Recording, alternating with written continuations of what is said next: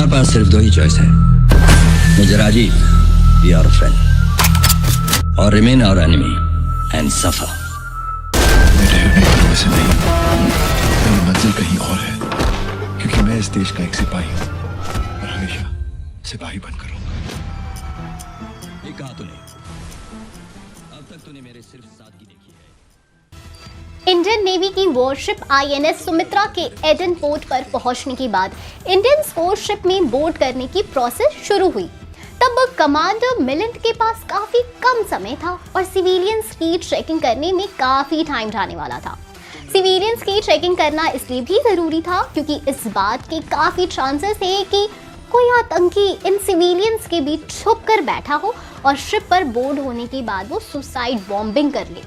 Commander Milind इतने सारे civilians और अपने क्रू के जान को खतरे में नहीं डाल सकते थे, इसलिए हर एक इंडियन सिविलियन को एक एक करके हाथों से चेक किया जाता है, जिसके बाद उन्हें शिप में बोर्ड किया जाता है।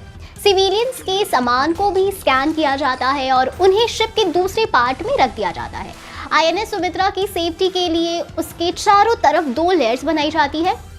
बाहर वाली लेयर में 8 मार्कोस को डिप्लॉय किया जाता है, जिनका काम शिप की तरफ बढ़ रही किसी भी बोट को न्यूट्रलाइज करना था, और अंदर वाली लेयर में हथियार बंद सेलर्स के क्विक रिस्पॉन्स टीम को डिप्लॉय किया जाता है, जिनका काम बोर्डिंग एरिया के आसपास के एरियाज पर नजर रखना था।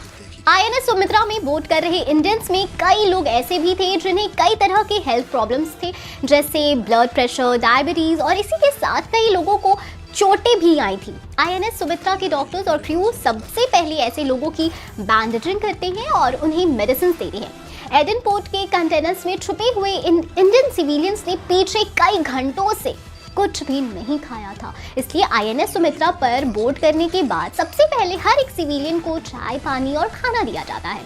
आईएनएस सुमित्रा का हर सेलर और ऑफिसर अपना अपना कैबिन खाली कर देता है ताकि इन सिविलियंस को आराम करने की जगह मिल सके। इसी के साथ आईएनएस सुमित्रा में सिर्फ 150 लोगों का ही राशन मौजूद था, लेकिन अब उसे 300 से 350 लोगों का पेट भरना था। इसलिए आईएनएस सुमित्रा का क्रू डिसाइड करता है कि जब तक हर एक सिविलियन का पेट नहीं भर जाता तब तक वो खाना नहीं खाएंगे। जैसे ही लास्ट इंडियन सिविलियन को आईएनएस सुमित्रा में बोर्ड किया जाता है, वैसे ही मार्कोस टीम और क्विक रिस्पॉन्स टीम भी अपनी अपनी पोजीशन छोड़कर वापस आईएनएस सुमित्रा में चढ़ जाती है, जिसके बाद आईएनएस सुमित्रा जल्दी से जल्दी एडन की खाड़ी से बाहर निकलने के लिए अपने फुल थ्रॉटल पर सेल करता है। अगले दिन यानी 1 अप्रैल 2015 की सुबह 7 बजे आईएनएस सुमित्रा अपने साथ 300 से 350 इंडियन सिविलियंस को लेकर जिबूती पहुंचता है, जहां इन सिविलियंस का वेलकम करने के लिए तब के इंडियन के foreign minister general VK Singh पहले से ही मौजूद होते हैं। यामीन से 350 इंडियंस को रेस्क्यू करना कि ये खबर पूरी दुनिया में फैल चुकी थी और हर तरफ कमांडर मिलिंद और उनके क्रू की ही बातें हो रही थी। जिबूती में आईएनएस सुमित्रा को रिफ्यूल और रिस्टॉक कर लिया जाता है। कमांडर मिलिंद और उनके क्रू को अभी भी आराम करते हुए 2-3 घंटे ही हुए थे कि तभी दिल्ली हेडक्वार्टर से कमांडर मिलिंद के लिए एक नए ऑर्डर्स आ जाते हैं। कमांडर्स मिलिंद को ऑर्डर मिले थे कि उन्हें यामेन के शहर से इंडियंस को रेस्क्यू करना है, जिसके तुरंत बाद कमांडर मिलिंद आईएनएस सुमित्रा को फुल स्पीड में उस शहर की तरफ ले जाते हैं। एडन पोर्ट के मुकाबले अल हुदयदा पोर्ट पर जाना कई ज्यादा खतरनाक था, क्योंकि इस पोर्ट पर आने वाली शिप्स को सनसेट से पहले आने पर सनसेट से ही पहले वापस जाने की स्ट्रिक्ट गाइडलाइंस दी गई थी।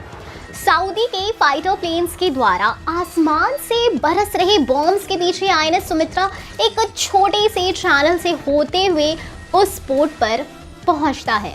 धीरे धीरे मतलब बढ़ ही रहा होता है, लेकिन कमांडर मिलिंद को इस बात का जरा सा भी अंदाजा नहीं था कि एल हुदयदा शहर पर हौदी नाम के एक हथियारबंद विद्रोही ग्रुप ने कब्जा कर लिया था।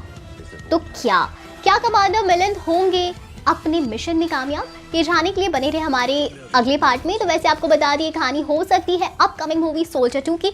आप कितने एक्साइटेड है सोल्जर 2 के लिए बताएं हमें कमेंट सेक्शन में। हम फिर मिलेंगे एक नई वीडियो के साथ। तब तक खुश रहें एंड सेफ रहें। Thank you.